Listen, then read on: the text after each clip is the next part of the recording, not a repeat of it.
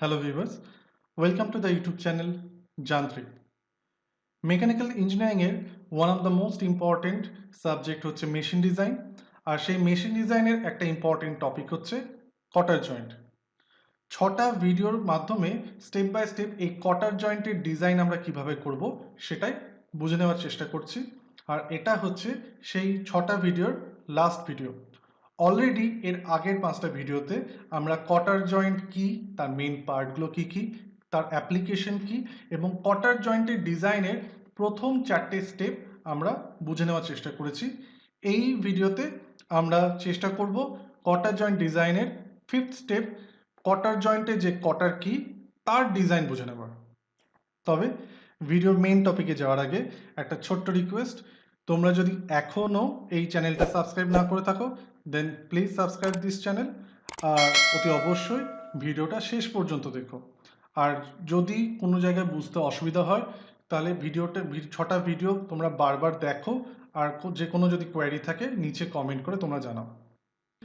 কটার জয়েন্ট ডিজাইনের step 5, design of কটারে। কটার জয়েন্ট, যে কটার কি এর জন্য যে জয়েন্টের নাম, আমরা এখানে এই কটার কি এরই আমরা ডিজাইনটা বুঝে নেওয়ার চেষ্টা করব এবং এটা আমরা দুটো ভাগে করব। প্রথম পার্টে বলছি না considering the failure of the cotter under sharing. Sharing এর ক্ষেত্রে যে ফেলিওর সেটা কনসিডার করে আমরা সেফ ডিজাইন করার চেষ্টা করব কটার কি এর।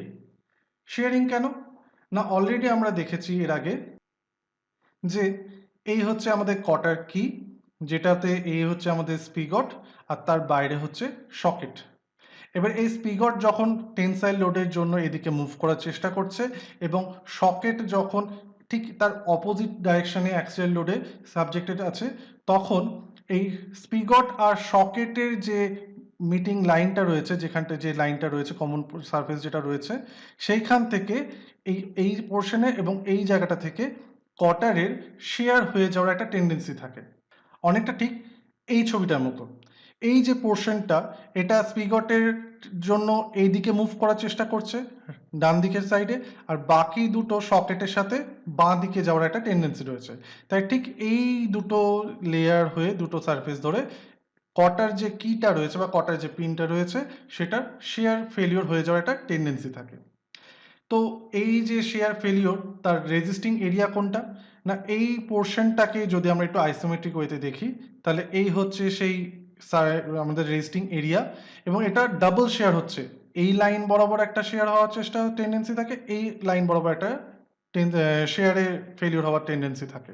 তো একটা সারফেসের এরিয়া তাহলে কি হবে না, কটার কি এর থিকনেস হচ্ছে টি, আর মিন উইথ যেটা সেটা আমরা ধরে নিয়েছিলাম বি। সো এরিয়াটা হবে বি ইন্টু টি, আর যেহেতু ডাবল শেয়ার তাই 2 ইন্টু বি ইন্টু টি।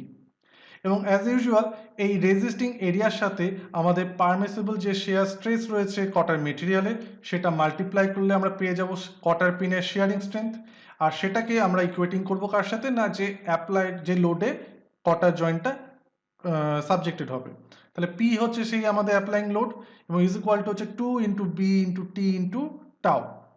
এখানে অলরেডি অ্যাপ্লাইং লোডের ভ্যালু পি, এটা আমাদের জানা আছে কত লোডে অ্যাপ্লাইড হবে কটার জয়েন্টটা। যে মেটেরিয়ালের তৈরি তার পারমিসিবল শেয়ার স্ট্রেস আমাদের জানা থাকবে। আমরা যে টি থিকনেস অফ দ্য কটার পিন বা কটার কি সেটা আমরা অলরেডি ক্যালকুলেট করে পেয়েছি অনেক আগেই আমাদের একদম স্টেপ 2তে। আর বাকি থাকছে হচ্ছে আমাদের মিন উইথ অফ দ্য কটার পিন। এই বি হচ্ছে আমাদের আননোন এবং এই ইকুয়েশন থেকে আমরা ক্যালকুলেট করে নিতে পারবো কটার পিনের উইথটা কতটা।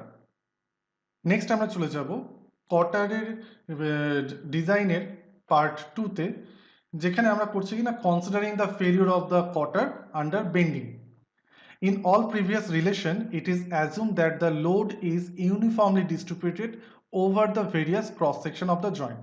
আমরা এর আগে যতক্ষণ এই যে ক্যালকুলেশনগুলো করছিলাম তাতে আমরা এটাই ধরে নিয়েছিলাম যে আমাদের যে লোডটা রয়েছে, যে লোডে কটা জয়েন্টটা সাবজেক্টেড হচ্ছে সেটা থ্রু আউট দ্য কটার বিভিন্ন সেকশনে ইউনিফর্মলি ডিস্ট্রিবিউটেড হয়েছে। But in actual practice this does not happen and the cotter is subject to a bending. কিন্তু যদি অ্যাকচুয়াল প্র্যাকটিসের ক্ষেত্রে লক্ষ্য করা হয় তাহলে কিন্তু সেই মানে ইউনিফর্ম ডিস্ট্রিবিউশনটা হয় না, কারণ কটার একটা বেন্ডিংয়ে সাবজেক্টেড হয়, তা আমাদের চেক করে নেওয়া ব্যাপার থাকে যে সেই বেন্ডিংয়ে কটারটা যাতে কটারে বা আমাদের যে ডিজাইন করেছে সেই কটারটা যেন ফেল না করে যায় বা তার ফেলিওর না হয়ে যায়। তাই ধরে নেওয়া হয়েছে যে the load on the cotter in the rod end is uniformly distributed. Rod end বলতে স্পিগটের যে জায়গাটা, স্পিগটটা আমাদের টেনসাইল লোডের জন্য মুভ করছিল লেফট টু রাইট, মানে বাঁ দিক থেকে ডান দিকের দিকে। তো এর জন্য এখানে যেটা রয়েছে সেটা হচ্ছে ইউনিফর্মলি ডিস্ট্রিবিউটেড লোড। এই দিকটা আমরা ধরে নিচ্ছি যে ইউনিফর্মলি ডিস্ট্রিবিউটেড লোড, যেখানে সকেট এন্ডের ক্ষেত্রে সেটা ভ্যারি করছে। মানে সকেট কি করছে, সকেট তো চাইবে স্পিগটের ঠিক উল্টো দিকে মুভ করার জন্য, মানে ডান দিক থেকে বাঁ দিকে। যদি আমরা ওই ছবির আমরা যে প্রথমে যে ছবি দেখেছিলাম সেটা অনুযায়ী আমরা ক্যালকুলেট করে মানে ধরে নিই ব্যাপারটাকে। তো সেটার ক্ষেত্রে কি হচ্ছে না, zero at the outer diameter, মানে সকেটের আউটার ডায়ামিটারে যেটা সেখানটার ভ্যালুটা হবে হচ্ছে জিরো, আর ইনার ডায়ামিটারে যেটা হবে সেটা হচ্ছে আমাদের ম্যাক্সিমাম। মানে তার জন্য এটাই হয়ে এখানটা আমাদের ভ্যারি করছে।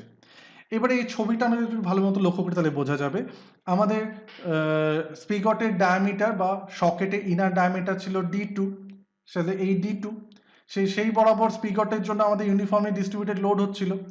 এবারে আমি যদি এটাকে সেন্টার লাইনের রেসপেক্টে দুটো হাবে ভাগ করে নিই, সেই ক্ষেত্রে আমাদের কি হবে, পি যে টোটাল লোডটা সেটা হাফ হাফ হয়ে এই মানে ইউনিফর্মলি ডিস্ট্রিবিউটেড এইটুকুতে P/2 সাবজেক্টেড হবে, আর এখানে P/2টা সাবজেক্টেড হবে।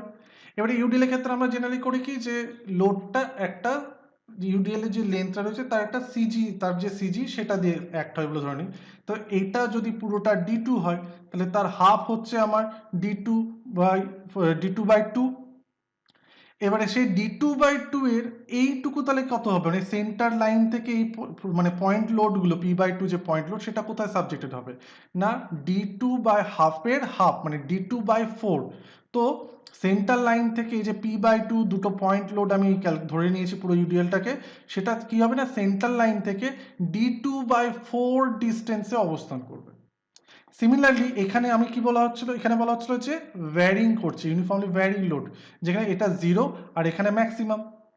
এবারে ম্যাক্সিমাম হলে পরেও এটা অনেকটা একটা ট্রায়াঙ্গুলার শেপ, তাহলে সেক্ষেত্রে পয়েন্ট লোড মানে আমার তো দুটো হাবে সেই একই সকেটের জন্য দুটো হাবে ভাগ হয়ে গেছে, তাহলে P/2 ওপরে কাজ করছে আর নিচে লোডটাও P/2। এবারে এই P/2টা কাজ করবে কি করে না, এটা যদি ট্রায়াঙ্গেল হয় তাহলে তার সিজিটা তার বেস থেকে আমাদের 1/3 অবস্থান করবে। এবারে এই 1/3টা কিসের না, D4 - D2। আমার এটা হচ্ছে D4 আর এইটা পর্যন্ত হচ্ছে মানে এখান থেকে এটা যদি দেখা হয় তাহলে এটা ডায়ামিটার D2, তাহলে D4 - D2/2, কারণ এটা হাফ। তাহলে এই ট্রায়াঙ্গেলের সিজি দিয়ে 1/3 D4 - D2/2।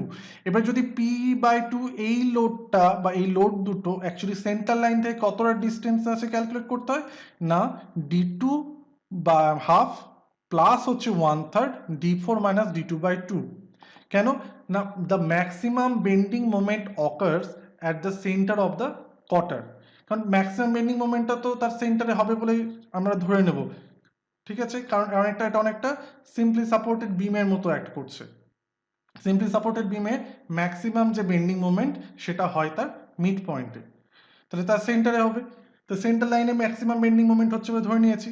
তাহলে এবার সেটাই যদি আমাকে ক্যালকুলেট করতে হয় তাহলে এই এম ম্যাক্স সেন্টার লাইনের রেসপেক্টে মোমেন্ট যদি আমাকে বের করতে হয় তাহলে P/2 যে লোডটা সেটা অ্যাক্ট করছে, সরি আমি এই লোডটা যে P/2 এই লোডটা, কারণ এটা ক্লকওয়াইজ ডাইরেকশনে অ্যাক্ট করছে, সরি কাউন্টার ক্লকওয়াইজ ডাইরেকশনে অ্যাক্ট করছে।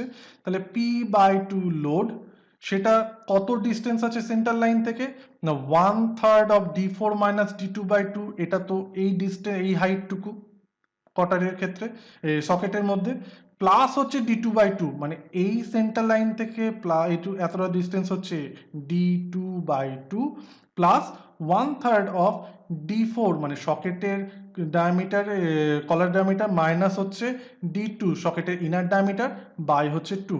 তাহলে এটা গেল হচ্ছে এই ফোর্সের ক্ষেত্রে আমার বেন্ডিং মোমেন্ট।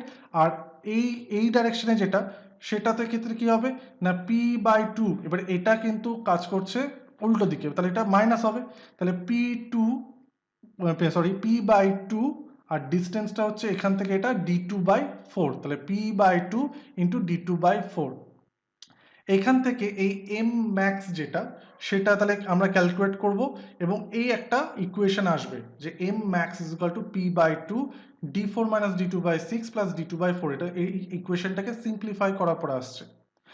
নেক্সট হচ্ছে we know that section modulus of the cotter যদি আমরা বের করি তাহলে সেক্ষেত্রে কি হয় না, আমাদের অলরেডি জানি যে কটার পিন যেটা তার সেকশনটা হচ্ছে রেক্ট্যাঙ্গুলার বা আয়তাকার, এবং তার ক্ষেত্রে রেক্ট্যাঙ্গুলার সেকশনের ক্ষেত্রে আমাদের যে সেকশন মডুলাস হয় তার ফর্মুলা হচ্ছে z is equal to TB square by 6, actually BD square by 6। তো বি হচ্ছে এখানে থিকনেসটা, সরি এখানে থিকনেসটা আছে, তার সাথে যে উইথ তার স্কোয়ার হবে বাই হচ্ছে 6। এবারে এই জেড সাথে আমাদের মানে সেকশন মডুলার সাথে ম্যাক্সিমাম বেন্ডিং মোমেন্টের যে আমাদের ফর্মুলা সেটা আমাদের জানা আছে যে bending stress is equal to M max by Z. এবারে এই এম ম্যাক্সের ভ্যালু বসালে পরে সিগমা বি এর মানে বেন্ডিং স্ট্রেস যেটা সেই ইনডিউসড বেন্ডিং স্ট্রেসের একটা ইকুয়েশন আসবে। এটা আমাদের কি ক্ষেত্রে হেল্প করে না, এখান থেকেও ঠিক আমরা কিছুক্ষণ আগেও যে একটা টেস্ট করছিলাম যে ইনডিউস যে ক্রাশিং স্ট্রেস সেটা পারমিসিবল লেভেলের থেকে বেশি না কম সেটা ক্যালকুলেট করি। ঠিক এখানেও from this equation the induced bending stress in the কটার ক্যান বি চেকড, এখান থেকে চেক করা যায়। এবারে এই ইনডিউসড যে বেন্ডিং স্ট্রেসটা রয়েছে সেটা যদি পারমিসিবল স্ট্রেসের থেকে বেশি হয় তাহলে আমার কোথাও একটা ডিজাইনে ভুল হচ্ছে, তাই আমাকে আবার রিচেক করে রিক্যালকুলেট করতে হবে। আর যদি সেটা পারমিসেবল বেন্ডিং স্ট্রেসের থেকে কম হয় দ্যাট মিন্স আমার যে ডিজাইনের যে ভ্যালুগুলো আমার এসেছে সেগুলো আমার সেফ জোনে রয়েছে, আমার কটার জয়েন্টটা ওই যে অ্যাপ্লাই লোডে আমাদের অ্যাপ্লাই করার জন্য ডিজাইন করছি তাতে ফেল হবে না। এবারে এই এতগুলো স্টেপ ছাড়াও বেশ কিছু জিনিস রয়েছে যেগুলো আমাদের ধরে নেওয়া হয়, সেটা জেনে নেব। যেমন হচ্ছে দ্য লেন্থ অফ দ্য কটার, কটারের যে লেন্থ সেটা আমাদের একটা ইম্পেরিক্যাল ফর্মুলা থাকে যে সেটা ইকুয়াল টু ধরুন হয় 4D। ডি মানে হচ্ছে আমাদের প্রথমে যে আমাদের রড ডায়ামিটার ক্যালকুলেট করেছিলাম সেই রড ডায়ামিটারের 4 টাইমস হবে হচ্ছে আমাদের যে কটার জয়েন্টের কটার পিন তার লেন্থ। এটা ইউজুয়ালি এই সেইভাবে মানে নর্মাল অন্য কোনো ফর্মুলা না গিয়ে এই ফর্মুলা থেকে ডাইরেক্ট ক্যালকুলেট করে নেওয়া হয়। আর কি না, the draw of the cotter is generally taken as 2 to 3 millimetre. Draw of the কটার বলতে এই ড্রয়িংটা যদি আবার লক্ষ্য করি তাহলে দেখব যে এই যে কটার রয়েছে স্লটটা ঠিক তার মাপের হয় না, স্লটটা তার থেকে একটু চওড়া হয়, কারণ এই স্পিগটের এই যে এখানটাতে একটা ক্লিয়ারেন্স থাকে এবং সকেটের ক্ষেত্রেও একটা ক্লিয়ারেন্স থাকে। এছাড়াও এই যে এখানে যে ক্লিয়ারেন্স রয়েছে এই ক্লিয়ারেন্সগুলো আমরা 2 to 3 মিলিমিটারের ধরে নিই। আর নেক্সট আসবে হচ্ছে দ্য ট্যাপার ইন কটার শুড নট এক্সিট 1/24। এটা আমরা অলরেডি প্রথমে শুরুতেই বলেছিলাম। আর এক্ষেত্রে একটা জিনিস ছোট্ট নোট করা আছে যে in case the greater taper is required then a locking device must be provided. 1/24 এর থেকে যদি আমরা বেশি ট্যাপার কটার পিনের ক্ষেত্রে প্রোভাইড করি তাহলে পরে সেক্ষেত্রে আমাদের একটা লকিং ডিভাইস আমাদের প্রোভাইড করতে হবে। আশা করি এই 6টা ভিডিওতে কটার জয়েন্টের যে ডিজাইন প্রসিডিওর এটা আমি তোমাদের বোঝার মতো করে এক্সপ্লেন করতে পেরেছি। যদি কোনো রকম অসুবিধা হয় অবশ্যই নিচে কমেন্ট সেকশনে কমেন্ট করো। আর ভিডিওগুলো অ্যাকচুয়ালি বারবার তোমরা দেখো, আশা করি তোমরা কটার জয়েন্টের যে ডিজাইন প্রসিডিওর সেটা তোমরা বুঝতে পারবে। ভিডিও শেষে অ্যাজ ইউজুয়াল যদি ভিডিওগুলো ভালো লেগে থাকে বা ভিডিওটা ভালো লেগে থাকে দেন প্লিজ লাইক অ্যান্ড শেয়ার, বাকিদের সাথেও তোমরা সেটা শেয়ার করো যাতে তারা এই ভিডিও পর্যন্ত বা এই চ্যানেল পর্যন্ত পৌঁছতে পারে। আর এখনও যদি তোমরা এই চ্যানেলটা সাবস্ক্রাইব না করে থাকো দেন প্লিজ সাবস্ক্রাইব দিস চ্যানেল, কারণ জানো ইউটিউব চ্যানেলের ক্ষেত্রে সাবস্ক্রাইব লাইক শেয়ার এগুলো ম্যাটার করে। আশা করি তোমরা কটার জয়েন্ট ভালোভাবে বুঝতে পেরেছো।